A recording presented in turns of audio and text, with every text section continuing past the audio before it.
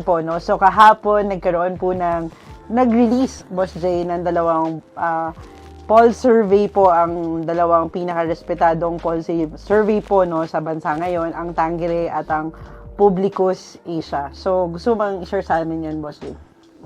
Kapatid, itong dalawang nagbigay ng survey na to, Tungkol sa President. tungkol sa President, yes, ang problema lang dito is magkataliwas ang binigay nilang data. Paano magkataliwas? Yung isa, si Tangere, Oo. ang sinabi nila is umakyat ang public trust and satisfaction rating ng ating Pangulo. Yes. However, si Publicus Asia naman, ang sinasabi nila is bumaba by 1% ang approval and trust rating ng ating Pangulo. Bakit nga ba ganito? Oh, interesting, no? Kasi very important ang survey.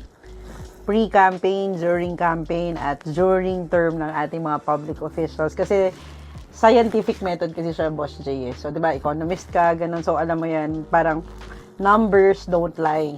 Di ba? Yun ang sinasabi. Kasi nami-measure mo siya. So, parang ginagamit ang survey para accurately ma-measure yung sentiment, no, ng taong bayan. Kasi sabi nga dati ng isang former president, ang mga citizen ang boss ng ating mga public servants. So that's why it's very important. Pero kung bakit, so magkaiba sila ng basis, Sir Jay, no? Magkaiba. Pero parehong tigwa 1,500 yata ang correct. sample nila. And then same period lang. Yun yung interesting, Boss Jay. So same lang yung number of respondents ng Publicus Asia at saka ng Tangere. Same rin yung period kung kailan sila kinonduct. So, which is very interesting. So, same number of samplings, pero hindi naman dinisclose kung saang areas sila ginawa. No? But more or less, halos same po ang methodology ni Tangere at Publicus Asia, pero magkaiba sila ng naging results, which is very interesting. No? And sabay rin sila na-release kahapon. And same na parehas na ratings po ng cabinet members at ng presidente. So, share ko lang, Sir Jay, yung Tangere, ang reason nila, ang findings nila or analysis ng from 29 to 32%.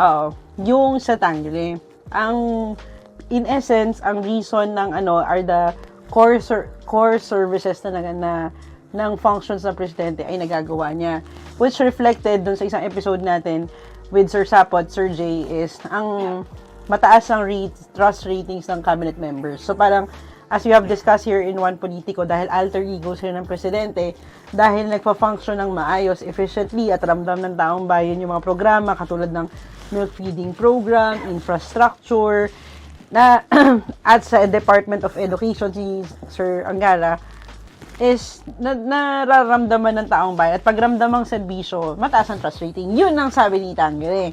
At the same time, how the president handled the INC rally, it was very peaceful. Hindi niya sinuppress yung INC rally.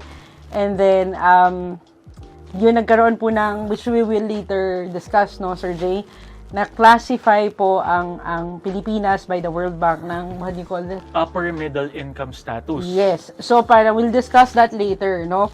So, yun yung sa Tangere. Sa Publicus Asia naman, Sir Jay, how many numbers na? Ang approval rating is from 19% bumaba ng 18%.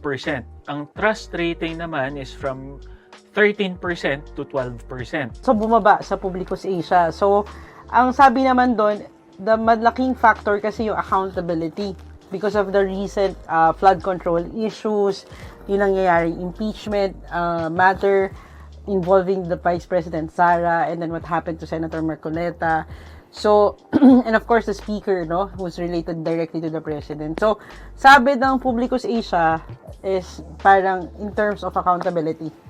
So, anong tingin mo dito? Bakit magkaiba? Although magkaibang institution po and company po ang, and One Pilipinas is not related to poll surveys, no? So, anong tingin mo dito? Bakit magkaiba? And sino ba dapat ang paniwalaan? Because you're really good in numbers, Sir Jay. So, should we trust the numbers?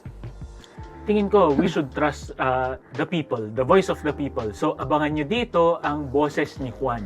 Alright, magkakaroon tayo ng special segment dito po sa One Pilipinas, kung saan bababa po ang aming One Pilipinas Youth Patrollers po sa iba't ibang distrito po sa ating bansa para po malaman ang pulso directly, no? Sir, face to face, no? Mula sa ating- mga ordinaryong tao. Yes, and na hindi kanilang nasasalubong. Yes, at hindi po yun scripted. So parang mukhang timing to, no, Sir Jay, kasi we're about to release how do you call that? Boses ng Bayan? Boses ni Juan. Boses ni Juan. So parang watch out, no? So